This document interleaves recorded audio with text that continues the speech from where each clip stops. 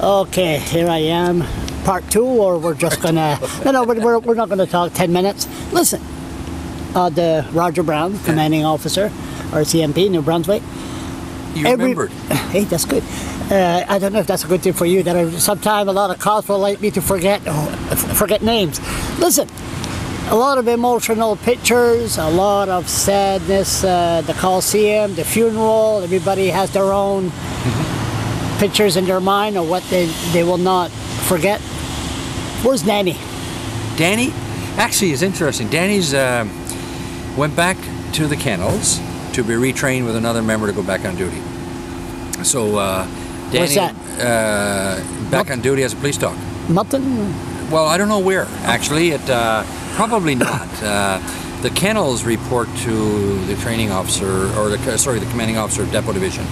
And what happens is, if just say for example, a member retires and the dog still has several years of service left, the dog gets retrained with a new member.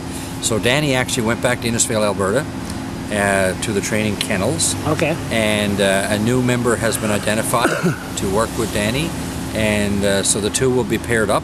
The dog is already well trained, so is the member, but they have to get the chemistry and they have to start working together.